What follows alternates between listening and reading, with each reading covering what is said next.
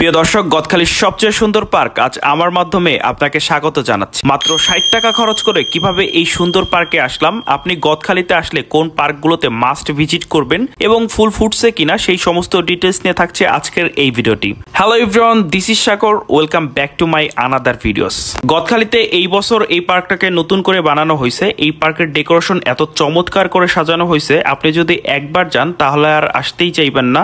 তবে পার্কের ভিতরের জায়গাটা খুব বড় না, ছোট একটা জায়গার ভিতরে ডেকোরেশন করা হয়েছে। পার্কটাকে লাভ পার্কও বলা যায়, এর কারণ পার্কটাকে ভালোবাসার রঙে রাঙানো হয়েছে। পার্কের ডিজাইনটাও করা হয়েছে লাভ দ্বারা। তো ভিতরে একটু আগাতেই আপনারা ঝর্ণা দেখতে পারবেন। এই জিনিসটা আমার কাছে বেশ ইউনিক লেগেছে। আপনারা যারা প্রতি বছর ছাতা পার্ক দেখতে দেখতে বোরিং হয়ে গেছেন, তারা এই পার্ক থেকে ঘুরে আসতে পারেন। তবে তাদের এই পাশেও ছাতা ছিল, সো এই ছাতার সাথেও আপনারা ছবি তুলতে পারবেন। এছাড়াও বসার জন্য বেশ কিছু জায়গা ছিল। একটা পিকচার ফ্রেন্ডলি পার্ক বলতে পারেন। যারা ছবি তুলতে পছন্দ করেন তারা এই পার্কে যেতে পারেন। এই পার্কটা আমার কাছে আনকমন পার্ক মনে হয়েছে। গদখালির যতগুলো পার্ক আছে সবগুলোই প্রায় ছাতা দ্বারা ডিজাইন করা হয়েছে, কিন্তু এইটাকে একটু ডিফারেন্ট ভাবে বানানো হয়েছে, যে জিনিসটা আমার বেশ ভালো লেগেছে। আপনারা যারা গদখালিতে এই বছর প্রথম যাচ্ছে, প্রথমেই আপনারা এই পার্ক থেকে ঘুরবেন, তারপরে অন্যান্য পার্কগুলোতে ঘোরার চেষ্টা করবেন।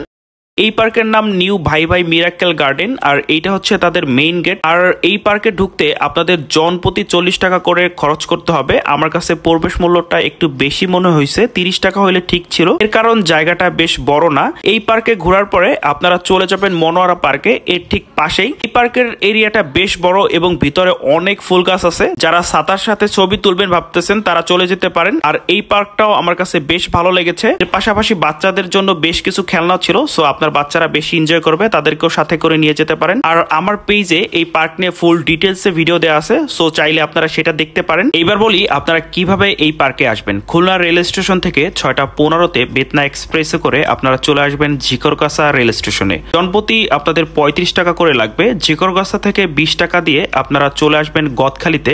অটো অথবা ভ্যানে করে আসতে পারবেন। ওইখানে বড় ফুলের বাজার পেয়ে যাবেন, যেটা বাংলাদেশের সবচেয়ে বড় ফুলের বাজার। সকাল 9টা পর্যন্ত এই বাজার থাকে, চাইলে আপনারা ঘুরে দেখতে পারেন। গদখালি থেকে 10 টাকা দিয়ে পানিসারা বললেই আপনাকে এই পার্কের কাছে নিয়ে আসবে। কিভাবে আবার ট্রেনে ব্যাক করবেন, গদখালি থেকে বাসে করে যশোরে আসবেন। জনপ্রতি 40 অথবা 45 টাকার মতো নিবে। যশোর স্টেশন থেকে 5টায় খুলনাগামী ট্রেনে করে ব্যাক করতে পারেন। এছাড়াও বাস অ্যাভেলেবেল পেয়ে যাবেন। এত সময় যারা ভিডিওটি দেখছেন তাদেরকে ধন্যবাদ। এবং আপনাদের জন্য একটা সুখবর হলো, 19 তারিখে কিন্তু ফুলের মেলা হবে যশোরের গদখালিতে। সো চাইলে আপনারা ওই মেলায় অ্যাটেন্ড করতে পারেন। সো গদখালিতে ফুল ফুটছে কিনা এই প্রশ্নের উত্তরটাও দেই। গদখালিতে পুরোপুরি ফুল ফুটে গেছে, এখন মাঠে মাঠে ফুল দেখতে পারবেন আপনারা গেলে। সো ওভারঅল গদখালিতে এখন যাওয়াই হচ্ছে মানে উপযুক্ত সময় বলতে পারেন। সো আপনারা পরিবার অথবা প্রিয়জন নিয়ে ঘুরে আসতে পারেন গদখালি থেকে।